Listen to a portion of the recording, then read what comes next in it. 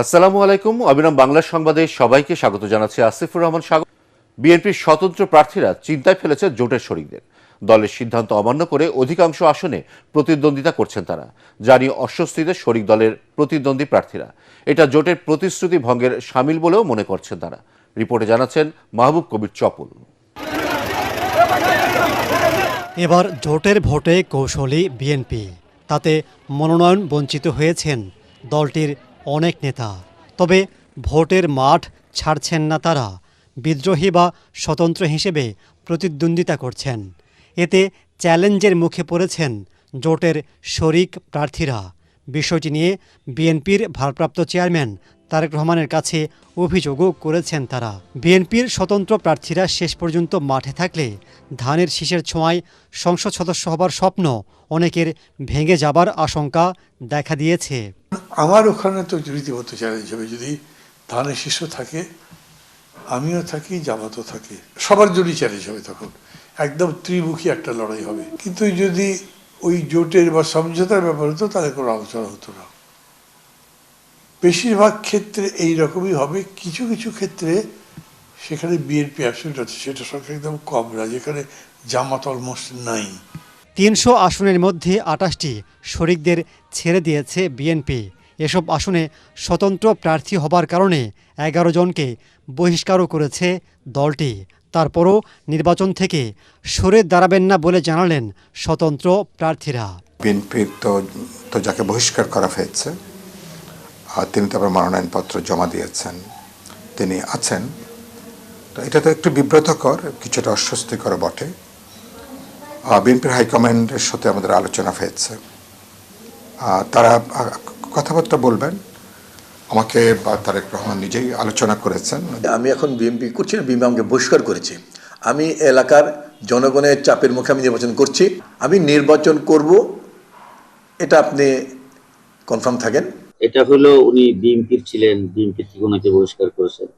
এখন বিএনপি যে উপজেলার সভাপতি এখানে আছেন, যে বিএনপির তারা এটা বিএনপি মন্তব্য করবে। যদি কোনো বেইনসাফ হয়ে থাকে সেই বিচার আমি আমার ভোটারদের হাতে ছেড়ে দিলাম। আপনি কি বেইনসাফ মনে করেন কিনা সেটা মানুষ কি বলে আপনি দেখেন। কিন্তু দুর্ভাগ্যজনক হলেও সত্য, ঝিনাইদহ কালীগঞ্জের মানুষ বাদ দিয়ে ঝিনাইদহ সদরের একজনকে এখানে ধানের শীষ প্রতীক দিয়ে নমিনেশন দেওয়া হয়েছে। এই অবস্থায় এক ধরনের স্বতন্ত্র প্রার্থী হিসেবে দাঁড়িয়ে বিশৃঙ্খলা সৃষ্টি করা, এটা সম্ভবপর হবে বলে আমার কাছে মনে হয় না। তবে ২০ জানুয়ারি প্রার্থিতা প্রত্যাহারের শেষ দিন পর্যন্ত বিএনপির বিদ্রোহী কতজন প্রার্থী মাঠে থাকেন সেটিই দেখার অপেক্ষা। মাহবুব কবির চপল, এটিএন বাংলা, ঢাকা। ঢাকা মহানগর উত্তর স্বেচ্ছাসেবক দলের সাবেক সাধারণ সম্পাদক আজিজুর রহমান মুসাব্বিরকে গুলি করে হত্যার ঘটনায় গভীর শোক, নিন্দা ও প্রতিবাদ জানিয়েছেন বিএনপি মহাসচিব মির্জা ফখরুল ইসলাম আলমগীর। এই ঘটনাকে অমানবিক ও নৃশংস উল্লেখ করে তিনি বলেন, ছাত্র জনতার আন্দোলনে স্বৈরাচারী শাসনের পতনের পর দুষ্কৃতিকারীরা দেশকে অস্থিতিশীল করার অপচেষ্টায় লিপ্ত। অন্তর্বর্তী সরকারকে বেকায়দায় ফেলতেই এ ধরনের ঘটনার পুনরাবৃত্তি ঘটনা হচ্ছে বলেও উল্লেখ করেন তিনি। শোক বার্তায় মির্জা ফখরুল দুষ্কৃতিকারীদের কঠোর হাতে দমন ও হত্যাকারীদের দৃষ্টান্তমূলক শাস্তির দাবি জানান। একই সাথে নিহতের রুহের মাগফিরাত কামনা সহ শোক সন্তপ্ত পরিবারের প্রতি সমবেদনা জানান তিনি। দীর্ঘ ১৯ বছর পর নিজ সংসদীয় জেলা বগুড়ায় যাচ্ছেন বিএনপির ভারপ্রাপ্ত চেয়ারম্যান তারেক রহমান। ঘরের ছেলেকে বরণ করে নিতে প্রস্তুত বগুড়াবাসী। শহর জুড়ে চলছে নানা প্রস্তুতি। তারেক রহমানের আগমন জেলার রাজনীতিতে যেমন একটি ঐতিহাসিক মুহূর্ত, তেমনি সাধারণ মানুষের হৃদয়ে এনে দিয়েছে গভীর আনন্দ ও আবেগের জোয়ার। বগুড়া থেকে আজিজুল হাকিম রুমনের রিপোর্ট, জানাচ্ছেন আশিকুর রহমান। বগুড়া শুধু তারেক রহমানের নির্বাচনী আসন নয়, এই জেলা তার শৈশব, কৈশোর ও রাজনৈতিকভাবে বেড়ে ওঠার এক গুরুত্বপূর্ণ অধ্যায়ের সাক্ষী। দীর্ঘ ১৯ বছর ১৮ দিন পর আগামী রোববার ঘরের ছেলে ফিরছেন ঘরে। তারেক রহমানের এই বগুড়া সফর নিয়েই শহরের অলিগলি, পাড়া মহল্লা, হাটবাজারে চলছে আলোচনা। রাজনৈতিক মতভেদ ভুলে অনেকেই তারেক রহমানের আগমনকে দেখছেন একজন আপন মানুষের ঘরে ফেরা হিসেবে। আলহামদুলিল্লাহ, আলহামদুলিল্লাহ, আমরা সবাই খুশি, বাংলাদেশের সমস্ত মেহনতি মানুষ খুশি। আমরা বগুড়াবাসী হিসেবে অনেক ধন্য যে আবার তাকে আমরা বগুড়ায় পাচ্ছি। আমাদের চাওয়া পাওয়া এটাই যে সে যেন দেশের উন্নয়ন করে। তারেক রহমান তো বগুড়ার ছেলে, আমরাও বগুড়ার ছেলে, আমরা তো অবশ্যই খুশি ব্যবসায়ী হিসেবে, সাধারণ মানুষ হিসেবে। এদিকে সোমবার বগুড়া শহরের সেন্ট্রাল হাই স্কুল মাঠে অনুষ্ঠিত হবে 3 বারের সাবেক প্রধানমন্ত্রী ও বিএনপি চেয়ারপারসন বেগম খালেদা জিয়ার রুহের মাগফিরাত কামনায় দোয়া মাহফিল। এই মাহফিলে অংশ নিতে সবার মাঝেই ব্যাপক আগ্রহ। খুব ভালো লাগছে, আমাদের দেশের সরকার হবে, দেশের তার বাড়ি বগুড়া জেলাতে। তারেক রহমান কিন্তু আমাদের জন্য এর আগে যখন তারা সরকার ছিল সে সময়ে আমাদের বগুড়া জেলার যে পরিমাণে উন্নতি করেছিল সেটা কিন্তু এরপরে আর কখনো কোনো কিছুই হয় না। একদিকে প্রাপ্তি এবং শান্তি, এবং আমরা চাই সে বগুড়াতে আসার পরে আমাদের এর থেকে আর পাওয়ার কিছুই থাকবে না। দীর্ঘ অপেক্ষা শেষে তার আগমনকে ঘিরে দলীয় নেতাকর্মী সহ সর্বস্তরের মানুষের মাঝে বইছে আনন্দের জোয়ার। দীর্ঘ 19 বৎসর পর উনি বগুড়ায় আসছেন, তো বগুড়ার মানুষ অধীর আগ্রহে অপেক্ষা করছে কখন তাদের প্রিয় নেতা বগুড়ায় আসবে এবং প্রাণ ভরে তাকে দেখবে। তারেক রহমানের সফরকে কেন্দ্র করে উৎসবে আনন্দে মেতে উঠবে বগুড়াবাসী, তাই প্রতীক্ষায় দিন গুনছেন এলাকার মানুষ। Bureau report, ATN Bangla. Rajshahi, Rangpur বিভাগ এবং নরসিংদী, যশোর, কুষ্টিয়া ও চুয়াডাঙ্গা মোট 20 জেলায় চলছে শৈত্যপ্রবাহ। আজ দেশের সর্বনিম্ন তাপমাত্রা রেকর্ড করা হয়েছে তেঁতুলিয়ায় 6.9 ডিগ্রি সেলসিয়াস, যা আরও কয়েকদিন অব্যাহত থাকবে।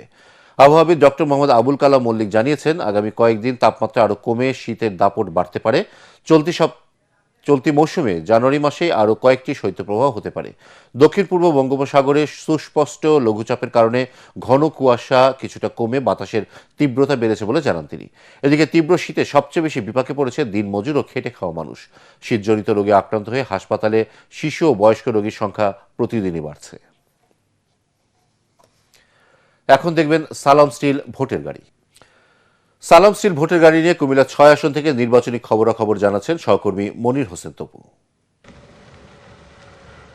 সালাম স্টিল ভোটের গাড়ি নিয়ে আমি এখন আছি কুমিল্লা 6 আসনে। এটি মূলত সিটি কর্পোরেশন, ক্যান্টনমেন্ট সহ এখানে যে সদর দক্ষিণ রয়েছে এই এলাকাগুলো নিয়ে গঠিত এই কুমিল্লা 6 আসনটি। আমরা গেল কয়েকদিন ধরে এখানে যে নির্বাচনে যে আভাস যেটি পাচ্ছি এবং ভোটারদের সাথে কথা বলছি, তারা বলছেন যে এখানে যেহেতু বিএনপির একজন মনোনীত প্রার্থী রয়েছেন, ধানের প্রার্থী, একদিকে তাদের দলেরই একজন বিদ্রোহী প্রার্থী রয়েছেন, তবে সেক্ষেত্রে এই দুজনের মধ্যে ভোট ভাগাভাগি হওয়ার সম্ভাবনা রয়েছে। তবে এখানে অনেকে আবার আশা করছেন যে জামাতের অবস্থানও এখানে ভালো রয়েছে। সেক্ষেত্রে এখানে যারা সাধারণ যারা ভোটার রয়েছেন তারা বলছেন যে তারা যদি ভোটাধিকার প্রয়োগ করতে পারেন তারা তাদের পছন্দের প্রার্থীকেই বেছে নেবেন। এই ছিল আমার কাছে সালাম স্টিল ভোটের গাড়ি নিয়ে সবশেষ খবর। ওদিকে সালাম স্টিল ভোটের গাড়ি নিয়ে টাঙ্গাইল 7 আসনে মির্জাপুরে আছেন সহকর্মী খায়রুল ইসলাম। তিনি জানাচ্ছেন সেখানকার ভোটের হালচাল। সালাম স্টিল ভোটের গাড়ি নিয়ে এই মুহূর্তে আমরা রয়েছি মির্জাপুর উপজেলার একেবারে সামনেই। এখানে প্রায় ভোটার সংখ্যা রয়েছে 4.25 লাখ, যার 4 ভাগের 1 ভাগই হচ্ছে নতুন ভোটার, তরুণ ভোটার। সে সকল তরুণ ভোটারদের সঙ্গে আমাদের কথা হয়েছে। তারা আমাদেরকে বলছেন যে তারা আসলে এবারের নির্বাচনে এমন একজন প্রার্থীকে ভোট দিতে চাইছেন যিনি এই আসনে উন্নয়নে ভূমিকা রাখবেন, মাদক দূর করবেন, বেকারত্ব দূর করবেন, এখানকার রাস্তাঘাটের উন্নয়ন করবেন। এখানকার যে সকল প্রার্থী রয়েছে, বিশেষ করে বিএনপি জামাতের প্রার্থীদের সঙ্গেও কিন্তু আমাদের কথা হয়েছে। তারা কিন্তু ভোটারদের নানা প্রতিশ্রুতি দিচ্ছেন। তারা এই আসনের উন্নয়নে ভূমিকা রাখার কথা বলে কিন্তু ভোটারদের কাছে যাচ্ছেন, তাদের দ্বারে দ্বারে যাচ্ছেন, ভোটও চাইছেন। এই ছিল আমার কাছে সালাম স্টিল ভোটের গাড়ি টাঙ্গাইল 7 আসন থেকে সর্বশেষ খবর। মাদারীপুর 3 আসনে চলছে জমজমাট নির্বাচনী প্রচারণা। এই আসনে লড়ছেন 4 জন প্রার্থী। তার মধ্যে মূল প্রতিদ্বন্দ্বিতা হবে বিএনপির কেন্দ্রীয় সহ গণশিক্ষা বিষয়ক সম্পাদক আনিসুর রহমান ও কালকিনি পৌর জামায়াতের আমির রফিকুল ইসলামের মধ্যে। তার প্রতিদিন সভা সমাবেশ সহ ভোটারদের দ্বারে দ্বারে ঘুরছেন। এছাড়া প্রতিটি সামাজিক ও রাজনৈতিক অনুষ্ঠানে অংশ নিচ্ছেন প্রার্থীরা, দিচ্ছেন নানা প্রতিশ্রুতি। এদিকে মানুষের মৌলিক অধিকার নিশ্চিত করতে তারেক রহমানের 31 দফার আলোকে দেশ গড়ার প্রতিশ্রুতি বিএনপির প্রার্থীর।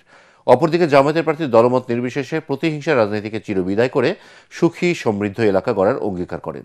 মাদারীপুর সদরে 5টি ও কালকিনি ও ডাসার উপজেলার 21টি ইউনিয়ন এবং 1টি পৌরসভা নিয়ে মাদারীপুর 3 আসন গঠিত। সেখানে মোট ভোটার 3,27,806 জন।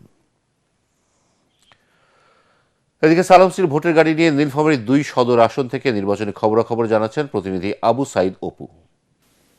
দর্শক, সালাম স্টিল ভোটের গাড়ি এখন নীলফামারী সদর 2 আসনে 15টি ইউনিয়নে গঠিত এই আসনে মোট ভোটার সংখ্যা হল 3,80,917 এবং বিশাল অধ্যুষিত এই ভোটারের এলাকায় এবার ভোটযুদ্ধে অবতার হয়েছেন 3 জন প্রার্থী। এর মধ্যে রয়েছেন বিএনপির একজন, জামাতের একজন প্রার্থী এবং হাত পাখার একজন প্রার্থী রয়েছেন। তবে ভোটাররা বলছেন 14, 18 এবং 24-এর যে নির্বাচন তারা ভোটাধিকার প্রয়োগ করতে পারেনি, এবারই সেই ভোটাধিকার তারা প্রয়োগ করে তাদের যে নাগরিক অধিকার সেটি তারা প্রতিষ্ঠিত করতে চান। আমরা যদি একজন এখানকার স্থানীয় নাগরিক রয়েছে, আমরা যদি তার সাথে একটু কথা বলতে চাই, আপনাকে জানতে চাই কেমন প্রার্থী নির্বাচন করতে চান।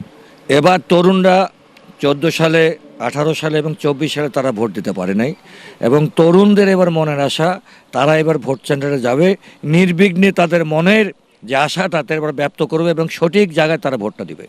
আপনি শুনছিলেন যে একজনের প্রত্যাশা এরকম ছিল যে তরুণ ভোটারদের অগ্রাধিকার দেওয়া হয় এবং 14, 18, 24-এর প্রশাসনের মতো নির্বাচন 8 জনের বাংলা মাটিতে নেওয়া হয়। তো এই ছিল আমার কাছে নীলফামারী সদর 2 আসন থেকে ভোটের গাড়ির সর্বশেষ খবর। এবার সন্ধানী লাইফ ইন্স্যুরেন্স আন্তর্জাতিক সংবাদ।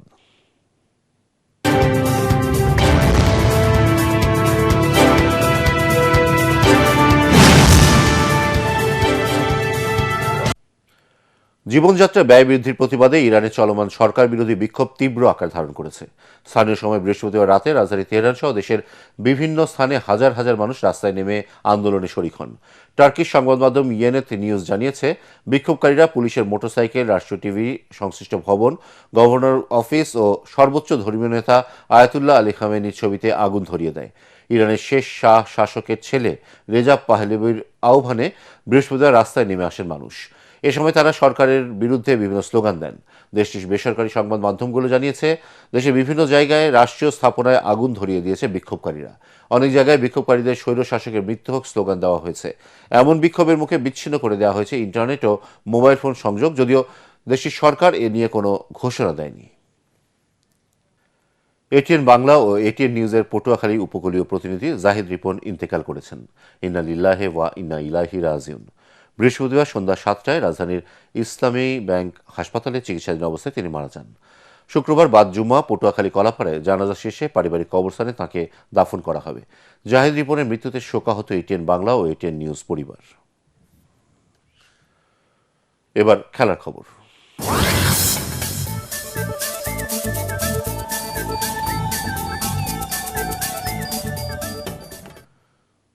টি-20 বিশ্বকাপে বাংলাদেশ ক্রিকেট দলে খেলার বিষয়টি আলোচনার মাধ্যমে ঠিক করা উচিত বলে মনে করেন সাবেক অধিনায়ক তামিম ইকবাল।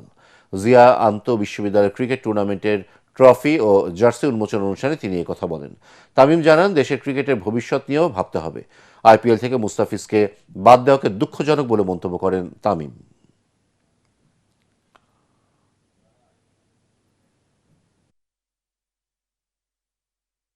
বাংলাদেশের ইন্টারেস্টটা দেখে, বাংলাদেশ ক্রিকেটের ইন্টারেস্ট দেখে, বাংলাদেশের ভবিষ্যৎ সবকিছু চিন্তা করে আপনার ওই সিদ্ধান্তটা নিতে হবে।